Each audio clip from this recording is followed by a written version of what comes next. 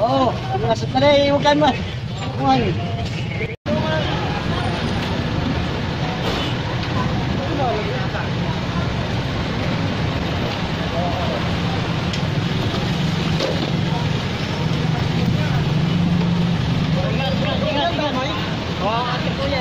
Kawan na ako yan, picture na yan. Kung saan nakalagay yung ano mo.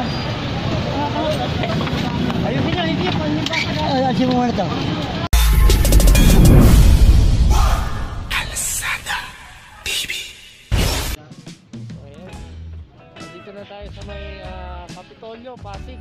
Halos mag-aanim na taon na ang simula ng kampanya ng DILG ang 100-day clearing operation. Kasama dyan ang MMDA at local government sa buong Pilipinas. Layunin ng ahensya na alisin lahat ng sagabal sa daan. Kabilang dito ang main road, secondary road at mga iskinita para sa mga emergency purposes. Ano nga ba ang nangyari? Bakit patuloy pa rin na may lumalabag? Naging maluwag nga ba ang batas o sadya lang na may ayaw ng kaayusan? Sa throwback video natin na ito ay panoorin nyo kung paano ginampanan ng lokal ng Pasig sa tulong ng MMDA ang kanilang mga trabaho. Naman, truck ng OPS, puro motor naman yun na ano nila, nakumpiska nila dito. So yung mga wala palang driver's license, sinasampa nila dito. So sir, ano nila to, ano? Walang helmet, walang lisensya.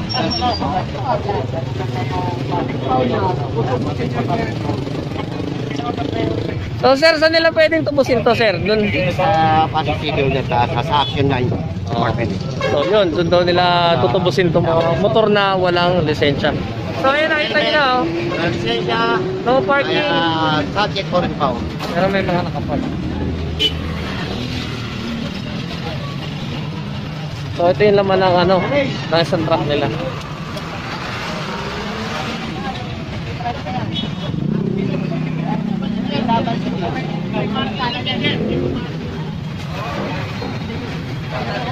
Market.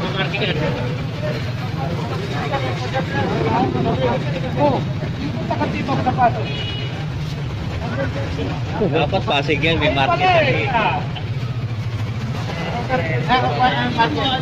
Kailangan sila na notice. Market. Bigyan mo ng money.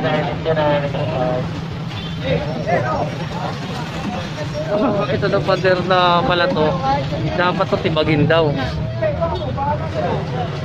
So ayan, lalagyan na ng marker kung ano yung titibagin nila sa susunod. So ano muna to, warningan muna to o bibigyan ng notice.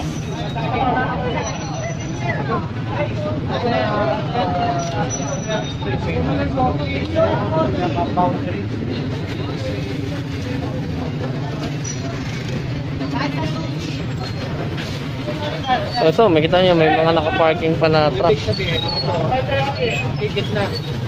So ayun yung pinakahangganan lang pala.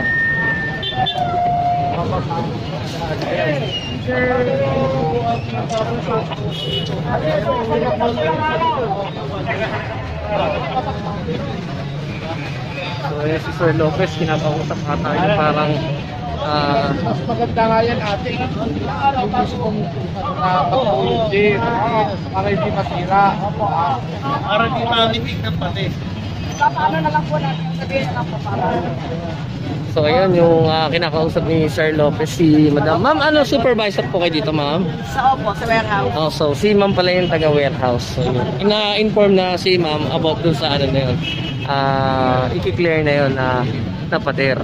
So, thank you po, ma'am. So dito sa may kabilang truck ng OPS natin ng Pasig Clearance, dito sinampay yung ibang ano, mga sidecar na nagaling doon sa truck ng Pulang Araw. So nakakadalawang lugar pa lang tayo. Pero ayan, kita nyo naman yung operation.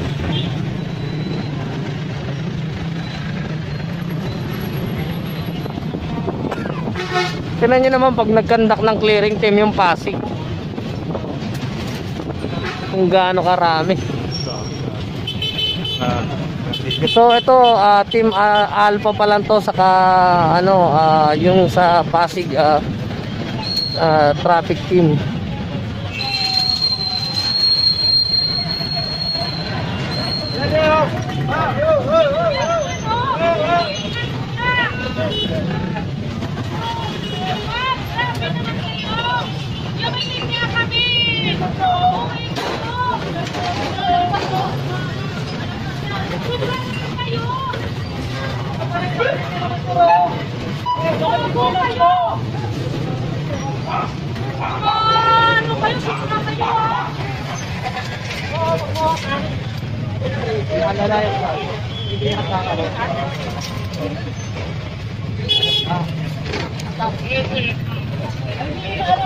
Oh, masuk na rin, huwag ka naman. Relax lang. So dito pala sa Pasig may ordinance na no littering. So 1,000 pesos ang penalty. Andito na tayo sa may MH Del Pilar. Sako pa rin ang bayan ng Pasig. Hindi, makasampara na. Noong nakaraang clearing operation, may ano din. Meron din kaming nasampa na ano na sidecar. Mga towage.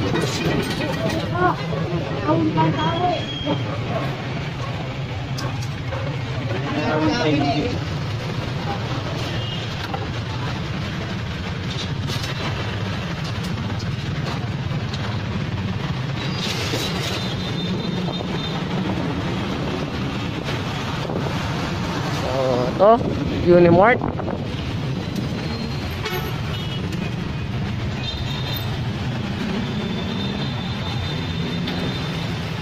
So yun naman ng truck.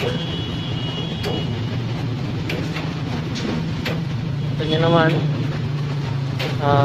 maaga pa, puno na. So yung driver namin, pogi.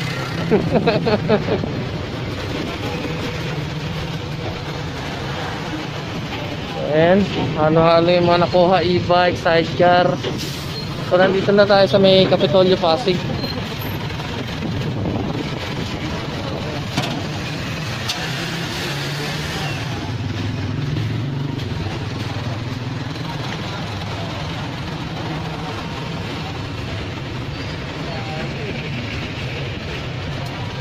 Ayan, natikitan ng helmet. Helmet ko.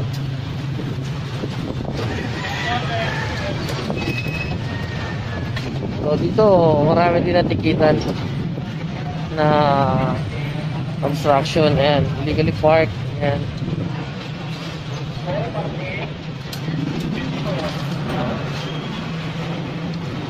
What? Yung mga ticket.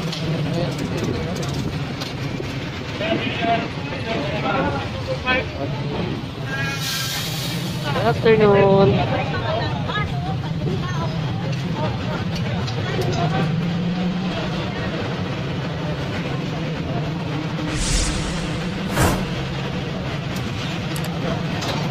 Oh, dito to sa may Kapitolyo, Pasig.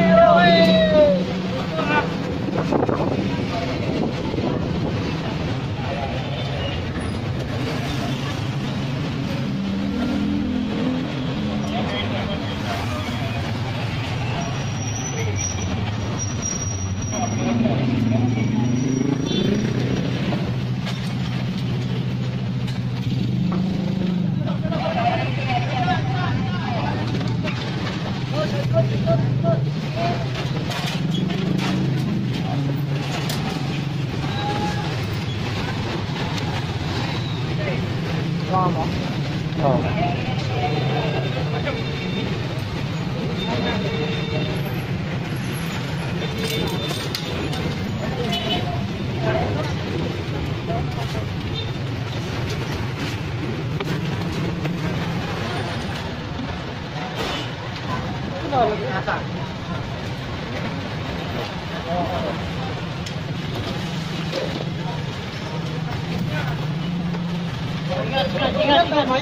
Oo, kasi kuya.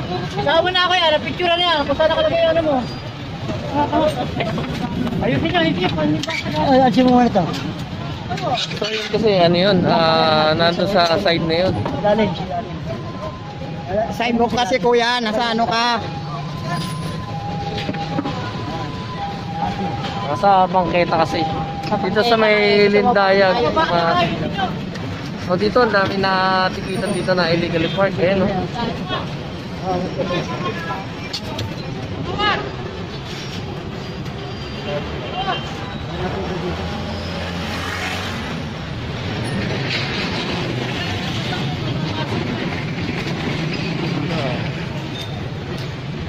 So, doon na naman sa hospital sa Pasig ano ata yun, Children's Hospital, marami na naman naka illegally park. So ayan,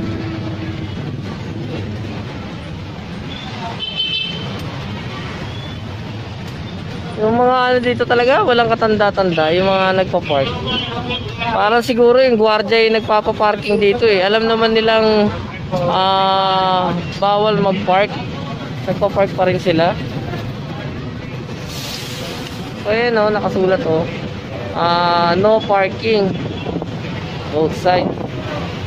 So ito na naman mga naka-illegally park. So ang linaw ng karatula, strictly no parking tollway zone, violators will be apprehended. So sir, anong violation code nito sir? 224, illegal parking po. 224, so illegal parking. Ayan. So babayaran sa Bayad Center. So unattended, bali 2,000. Babayaran sa Bayad Center o kaya sa opisina ng MMDA.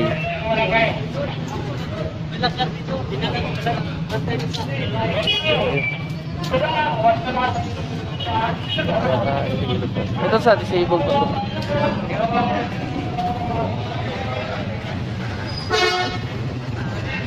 So ayan, ito niya karatula.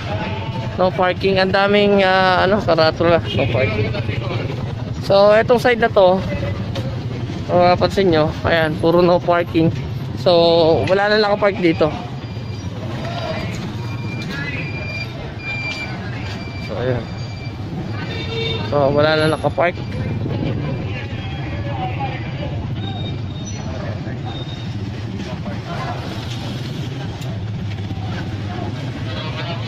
Dito to sa may Alcalde Jose, Pasig City. Kaya na yung truck.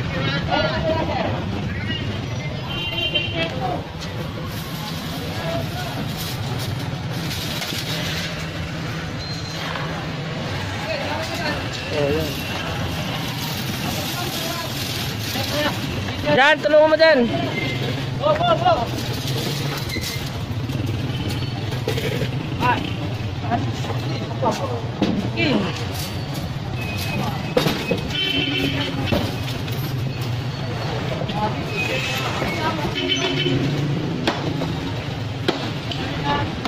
O yun, obstruction yun, kaya supposed to be sa dapat sa Pasig Engineering to eh. Kaya lang cleaner na ng MMDA dahil tayo may maso eh.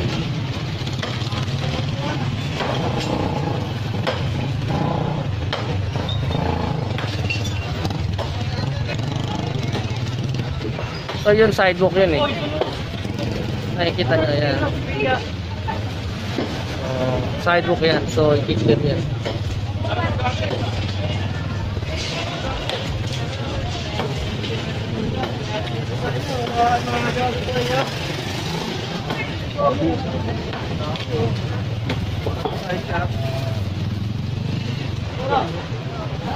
Ayan.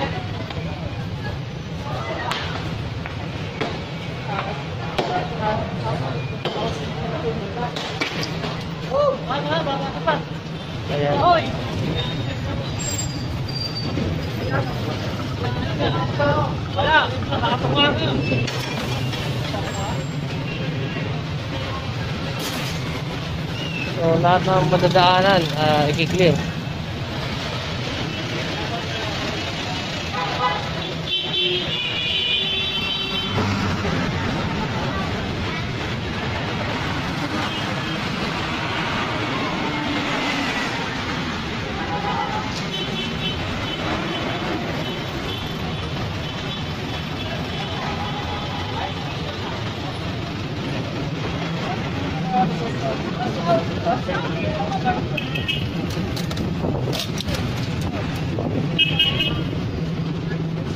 Ito na yung truck namin, puno-puno na. Pabalik na tayo ng Depar.